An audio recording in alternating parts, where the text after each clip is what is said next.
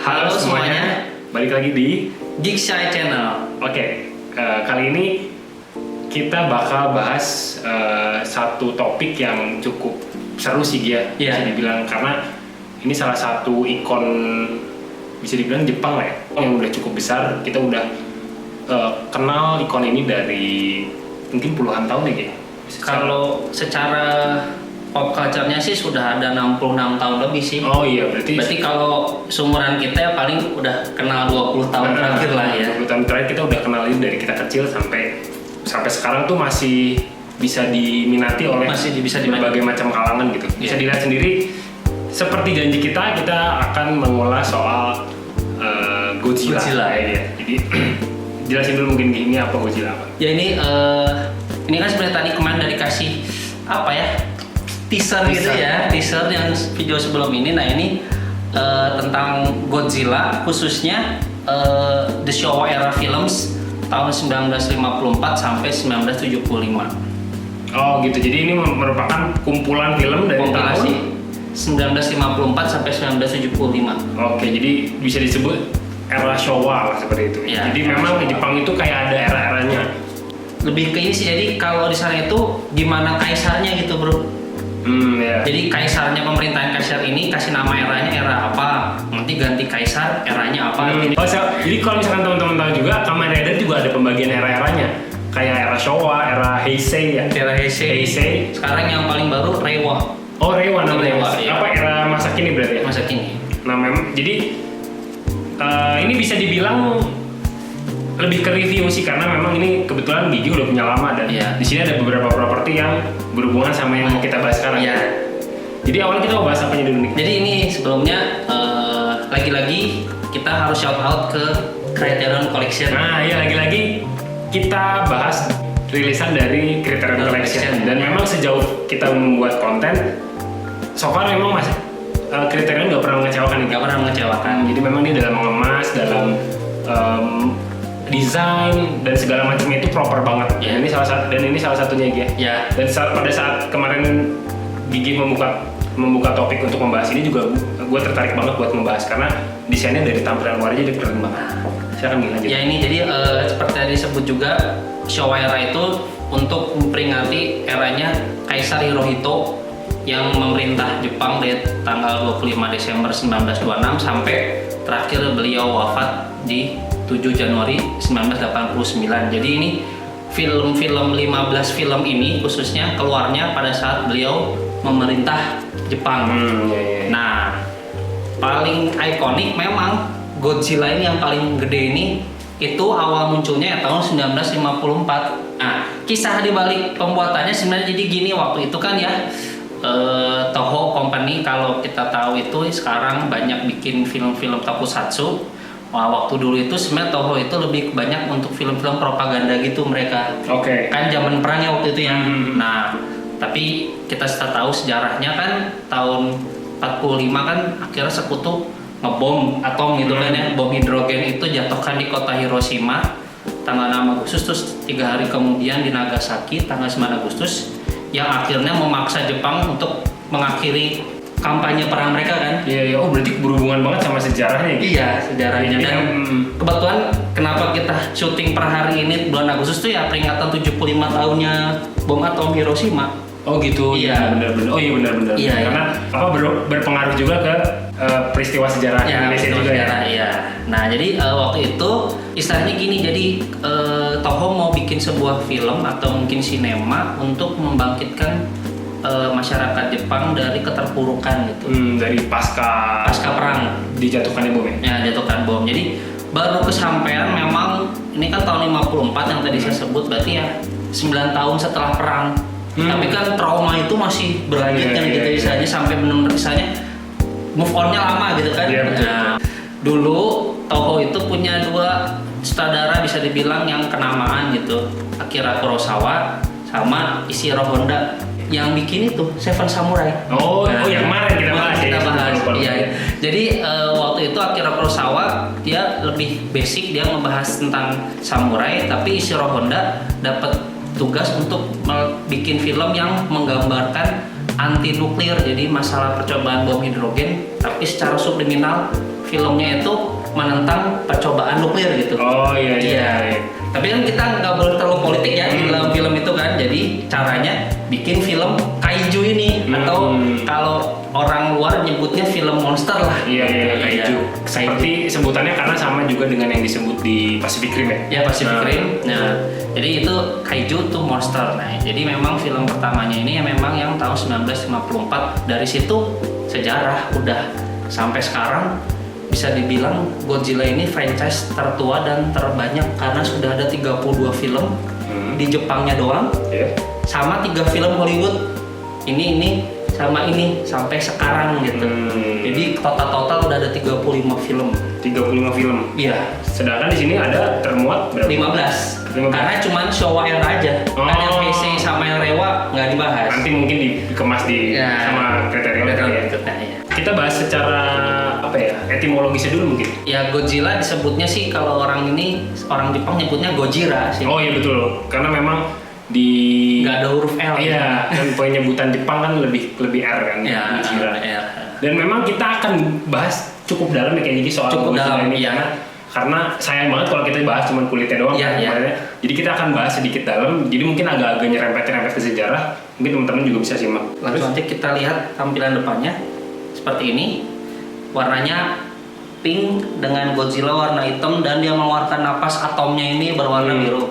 Sebelah kirinya seperti biasa di punggungnya itu ada nomor seri ke 1000 Criterion Collection. Sekarang udah rilis 1038 per hari ini. Oke. Ya. Dan ini sebenarnya overview singkat aja ya. Ada 15 film dari Godzilla tahun 54 sampai yang terakhir itu Terror of Mechagodzilla tahun 1975.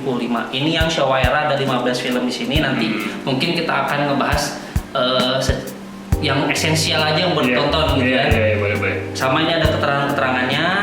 Ini ya biasalah ini region A karena Blu-ray, Toho, dan ini Godzilla stemnya. Ini paling ini dan ini dijelaskan juga bahwa ada high definition digital transfer of Godzilla King of the Monster, yaitu film Godzilla versi Amerikanya tahun 1956, sama ada versi 1962 Japanese release of King Kong vs Godzilla yang akan kita bahas nanti. Oke. Langsung buka aja.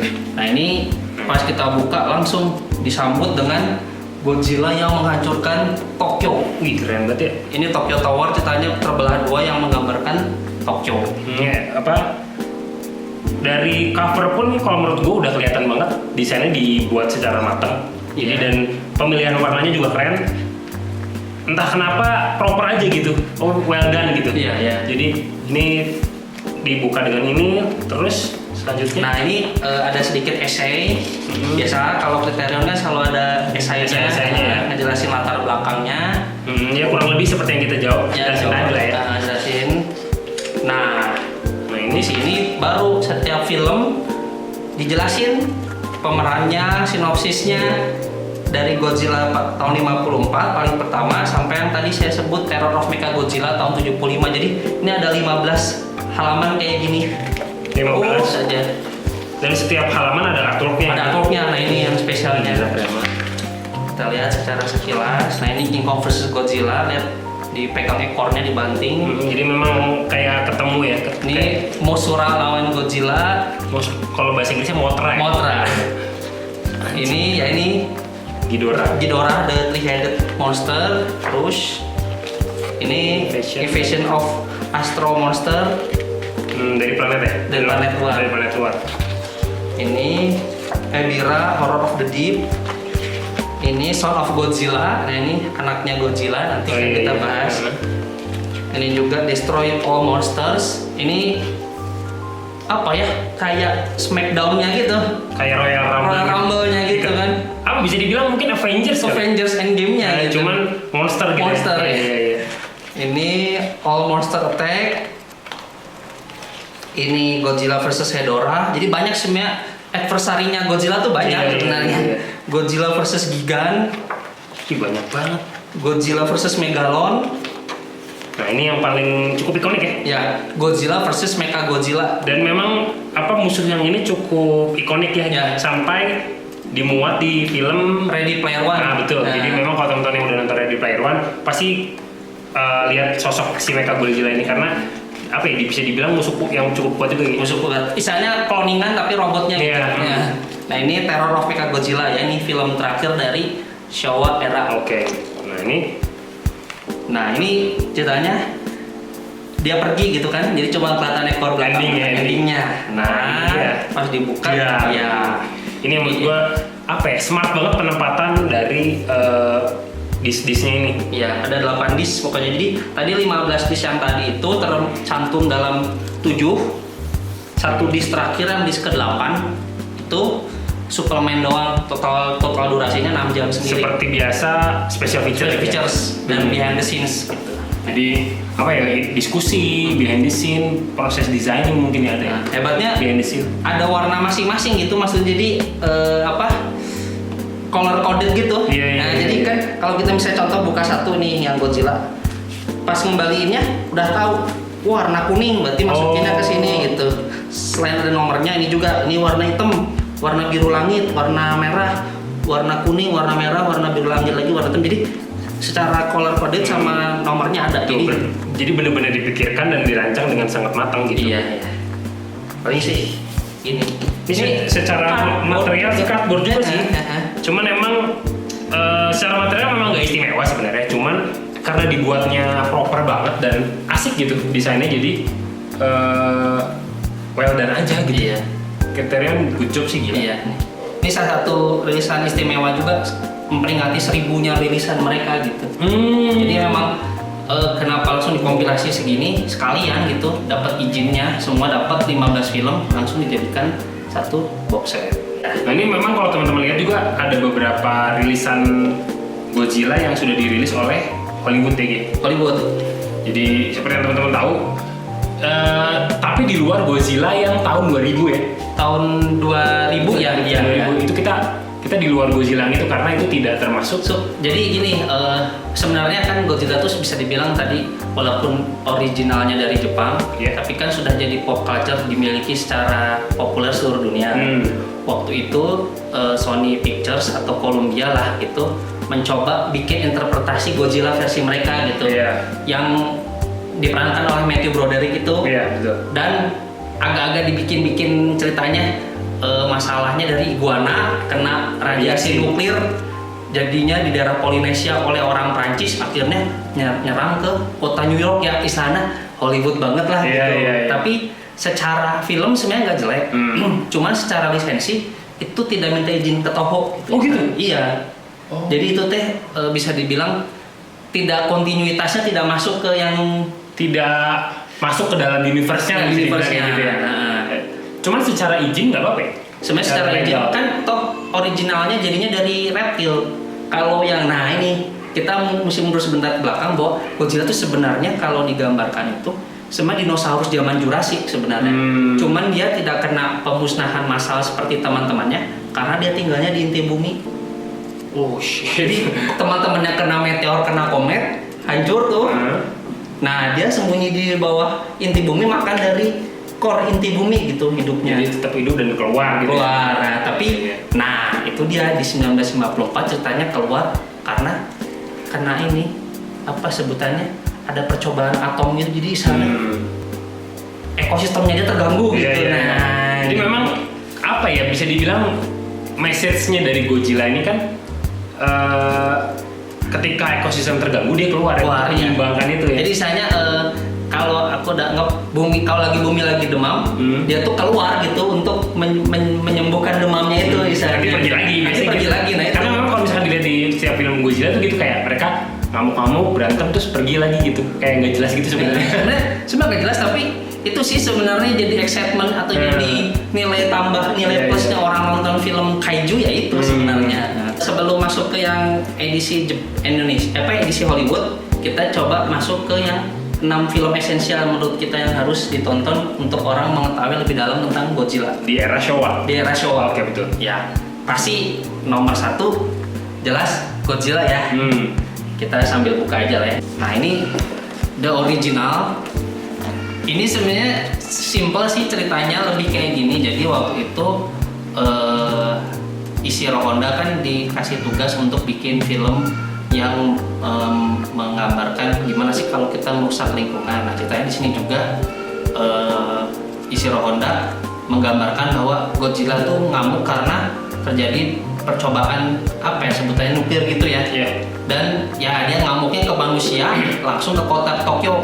Tapi di sini itu kita ngelihat bahwa Godzilla pun juga melakukan itu karena dibangunkan gitu. Jadi bukan serta merta dia tuh sistemnya penghancur atau apa sebutannya ya, villain gitu enggak, tapi anti hero lah kalau bilangnya di sini. Ya, jahat enggak, tapi dia punya reason untuk muncul. Gitu. Nah, di situ ceritanya kita dapat salah satu karakter yang paling memorable itu Dr. Daisuke Serizawa. Di situ dia mengorbankan diri lah istilahnya gitu, jadi pahlawannya manusia untuk bisa ngusir si Godzilla untuk mencegah perusakan lebih lanjut lagi.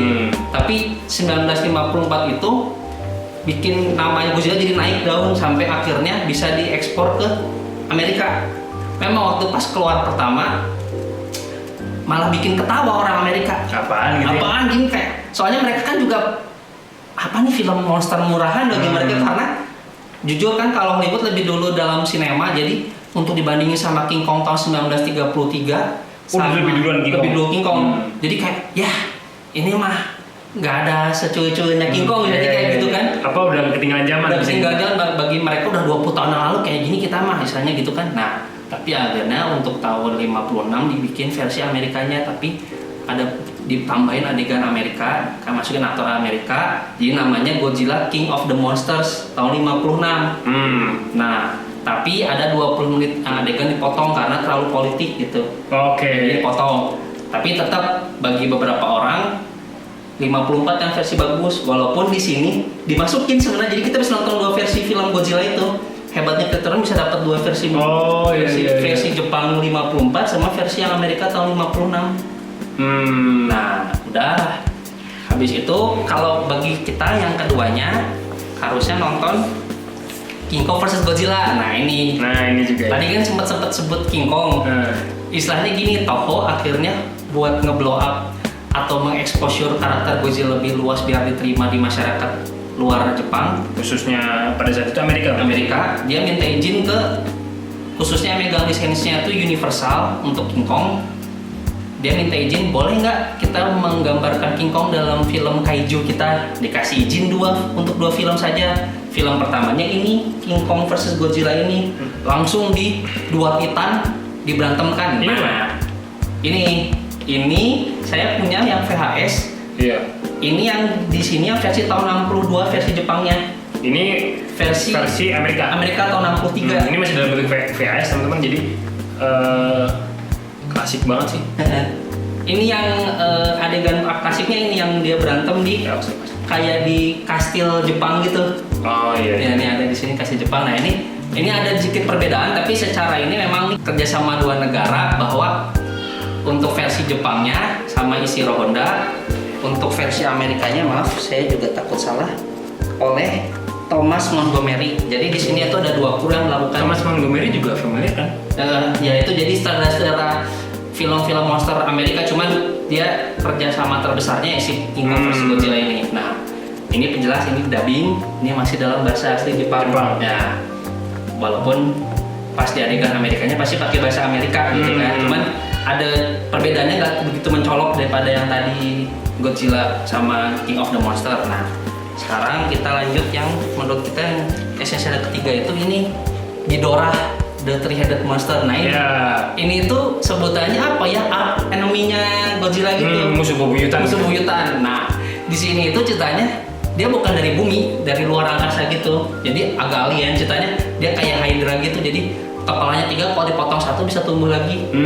Jadi ya kan aneh ya, tidak natural kan. Berarti bukan dari bumi kan, gitu kan. Nah, di sini juga ada debutannya Mothra muncul, si kupu-kupu atau ngengat itu, sama Rodan, si burung elang yang tinggalnya di gunung berapi. Di sini tuh sebenarnya ada 4 monster muncul satu film, cuman fokusnya itu Ghidorah ngelawan Godzilla. Yang akhirnya kalau di versi Amerika kita akan bahas yang diadaptasi jadi film tahun 2019 kemarin. Ini sebenarnya. Iya. Tapi di sini ceritanya Godzilla jadi pahlawan. Karena tadi apa menahan dari serangan luar angkasa. Jadi sini itu Godzilla dibantu dengan Mothra, dibantu dengan Rodan yang secara ini monster asli dari bumi ngelawan Ghidorah yang monster dari luar angkasa. Ini udah mulai agak-agak mungkin zaman dulu film-film sci-fi luar angkasa udah mulai marak ya. Jadi masukin unsur itu juga biar bisa karena pada era-era itu mulai bermunculan tema-tema luar angkasa. Iya, tahun 64 65 gitu kan. Nah, ini film yang ketiganya. Nah, terus secara ini sebenarnya filmnya agak kocak ya, cuman saya mau ngasih ini bahwa ada film judulnya Son of Godzilla. Dan ini kebetulan kemarin kalau gue pribadi lihat ada beberapa meme-nya gitu kayak Godzilla punya anak kayak gitu, kayak lucu gitu. Jadi ini film tahun 1967. Sebenarnya jadi gini, asal mau dibikin filmnya ini tuh tentang waktu itu ada kejadian kelaparan besar di daerah Cina tahun 58 sampai 65 gitu, bahwa ada masalah isu bahwa masalah pangan dunia, stok pangan dunia kan. Nah, jadi di sini tuh ceritanya manusia tuh sedang mau mengumpulkan pangan untuk persiapan 20 tahun ke depan atau mungkin agar terjadi kelaparan. Tapi di situ ceritanya ada telur gitu ya, aneh sih, agak absurd gitu. Telur pecah, ternyata itu teh anaknya Godzilla gitu. Dari mana nggak diceritain? Nggak diceritain gitu, jadi kayak ya mungkin terbawa dari dalam bumi keluar gitu. Akhirnya di situ ceritanya mengundang monster-monster serangga yang segede-gede rumah juga, jadi mau makan misalnya ada baru lahir mau dilahap gitu kan. Tapi di sini ceritanya Godzilla sebagai bapak, dikasih namanya Minizilla itu ya, si anak kecilnya itu menyelamatkan itu, mengajarkan cara hidup bertahan di alam. Jadi Godzilla di situ kayak dimanusiakan gitu.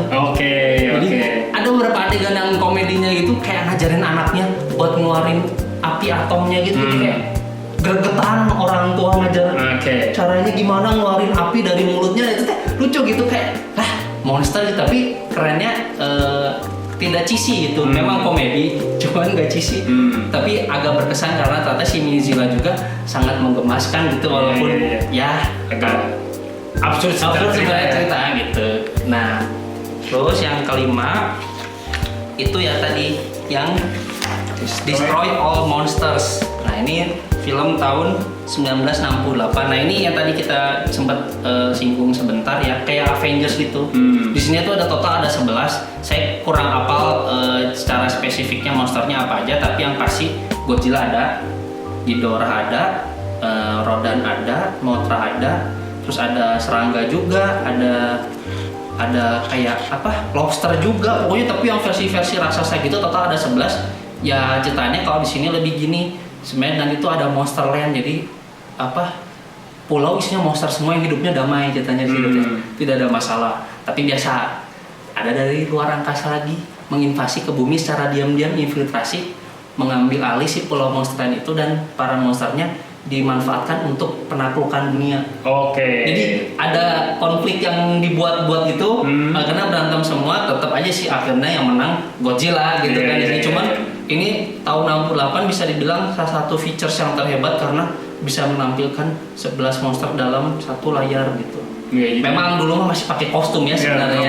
Cuman pada masa itu bisa dibilang cukup sophisticated ya, untuk bisa menampilkan berbagai macam monster dan menampilkan konflik yang cukup apa ya, bisa dibilang oke lah gitu ya. Nah, kalau yang terakhir khususnya yang nomor 6, kenapa kami milihnya yang ini, Terror of Mechagodzilla. Ini tuh jadi gini, Ishiro Honda kan tadi yang udah saya selalu sebut bahwa dia pensiun tahun 71.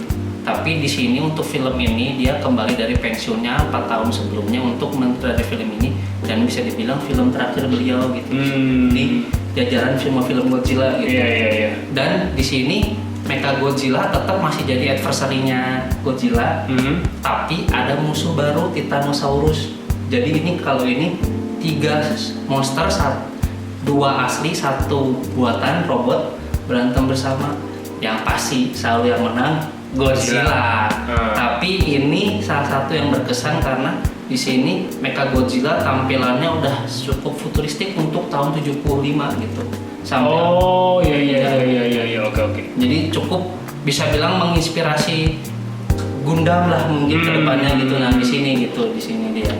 Paling sih Kalau yang esensial 6 lu tonton itu sih. Itu menurut pengamatan kita dan berdasarkan alasan yang sudah disebutkan tadi ya. Jadi memang kalau teman-teman mungkin ada yang tahu Godzilla cuma sedikit-sedikit atau bahkan nggak tahu sama sekali, mungkin bisa mulai dari film-film itu yang esensial banget, atau kalau mau ditonton semuanya lebih bagus.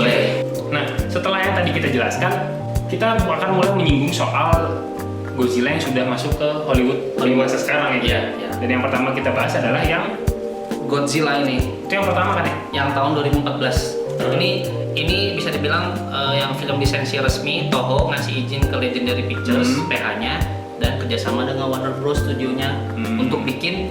Sebenarnya belum resmi namanya, cuman orang sudah bikin tagline namanya Monsterverse. Nah, jadi ini film paling pertamanya itu tahun 2014 sekalian peringatan 60 tahun film Godzilla yang tahun 54.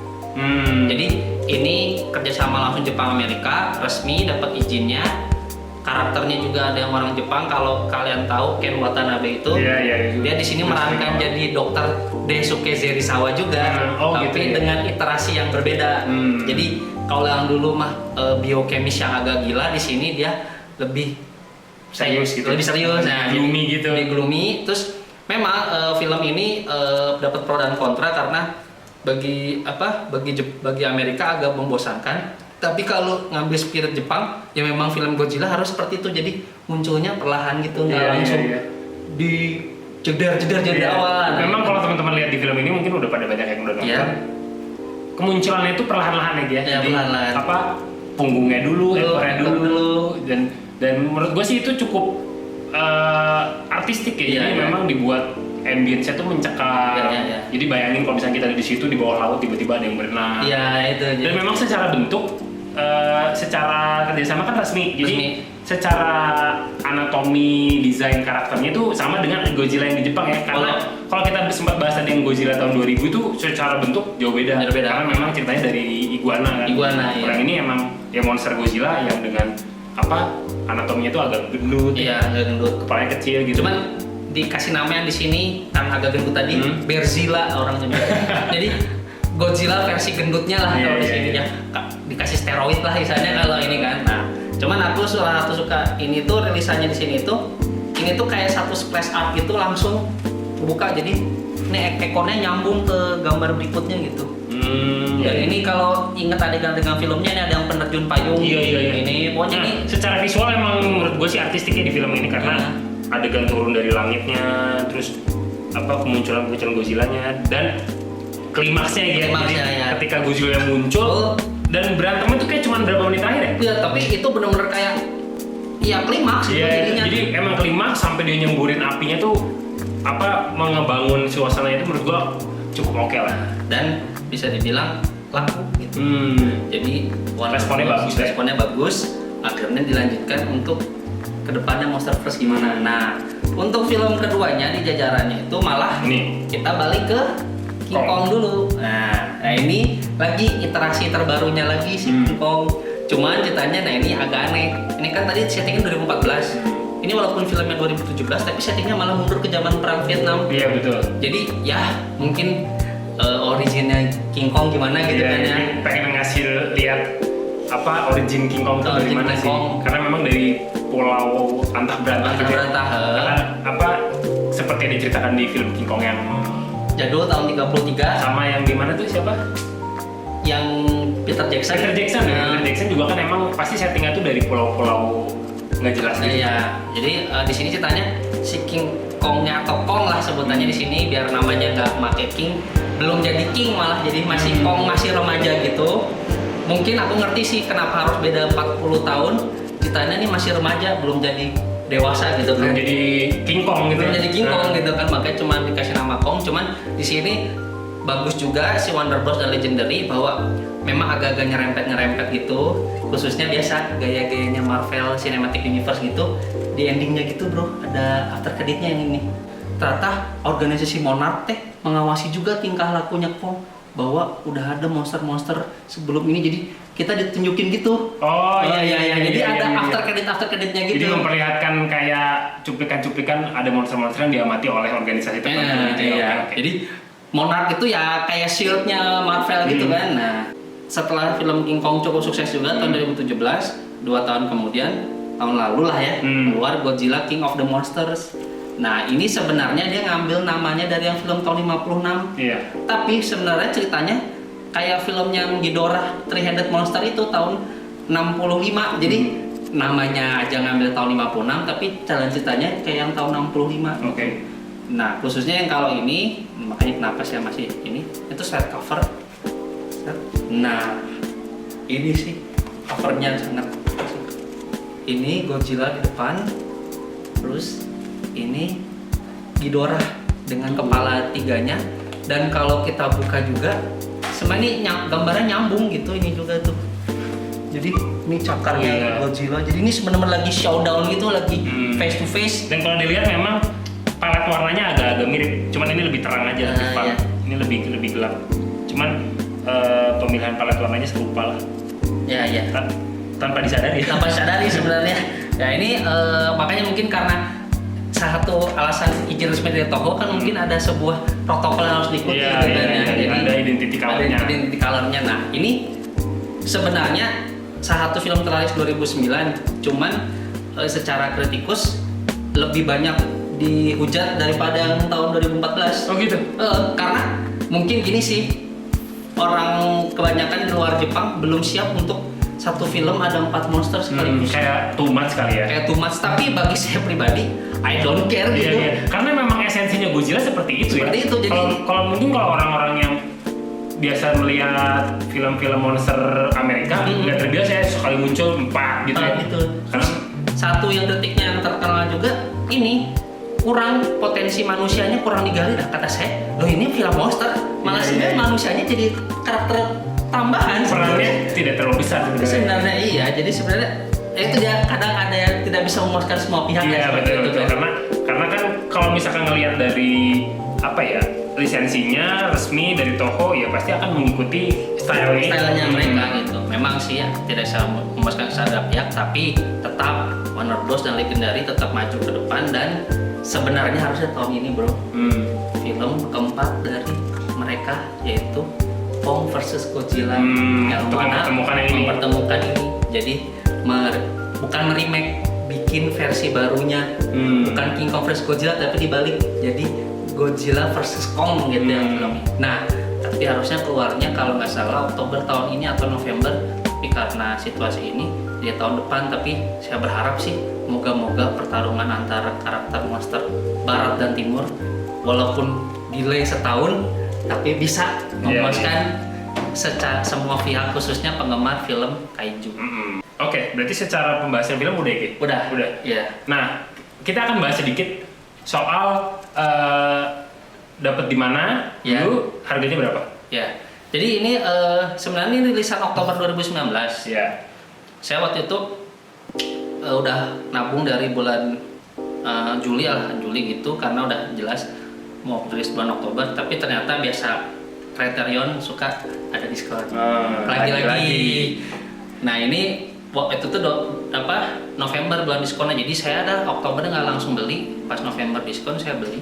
Kalau harga normalnya itu $225, sekitar mahal, 3.800.000. Waduh. Tapi waktu itu Criterion dengan berbagai KT ada promo 50%. Lagi. Jadi saya aneh banget nih anak dapat diskonnya gede mulu. Jadi saya dapat di angka 1.900.000. Tapi dengan packaging sebesar ini nih, saya juga nggak ngerti namanya apa, mungkin di JPEG dengan artwork seperti ini, dengan kualitas film seperti itu dan juga dalam 15 disc, menurut saya sangat worth it sekali. Jadi berarti ini Criterion resmi website? Ya, website. Oke, berarti dengan harga segitu, gue pun setuju. Ini sangat-sangat worth it dengan harga segitu. Menurut gue mungkin seharga normal pun worth it, cuman kalau di diskon ya lebih bagus gitu. Jadinya paling ada ini sih, khususnya yang tadi kan kita selalu menyanjung-nyanjung masalah artworknya. Ini tuh dibuat oleh ilustrator bernama Yuko Shimizu ya. Orang Jepang langsung. Jadi ini Criterion nggak main-main untuk bikin covernya aja, artworknya aja minta tolong orang Jepang langsung karena mungkin biar dapet apa ya soulnya gitu kan, dan respect ke source materialnya gitu kan. Iya betul. Nah ini sebenarnya ada gambar belakangnya, tapi karena harus ngebuka si kertasnya ini nanti akan ditampilkan aja. Saya pribadi suka yang gambar belakangnya ini. Tapi sebenarnya dia ada satu, ada dua ini, terus apa? 3 sama yang di belakangnya. Nanti kita tampilin di sini aja. Ya, Yuko Shimizu. Yuko Shimizu. Iya. Nanti kita lihat. Ada kekurangan waktu ini nggak ada? Sejauh ini sih belum pernah mengecewakan. Kriteria kan emang the best sih Mas. Iya. Dari kemarin kita bahas dan kita ngobrol-ngobrol, Iya. emang apa ya? Kacau banget, jadi Iya. mantep banget. Oke, mungkin untuk kali ini udah cukup panjang dan dalam. Iya. Dan apa? Untuk video kali ini sekian kayaknya. Jadi kalau teman-teman ada pertanyaan mungkin atau ada yang mau share, bisa komen di bawah. Komen di bawah, nanti mungkin kita jawab kalau misalkan kita bisa jawab. Dan apa namanya, kalau ada yang mau ya itu bisa cari di, mungkin sekarang bisa di e-commerce ada nggak ya? Di e-commerce ada di toko hijau, tapi harganya 7.500.000. Wadaw.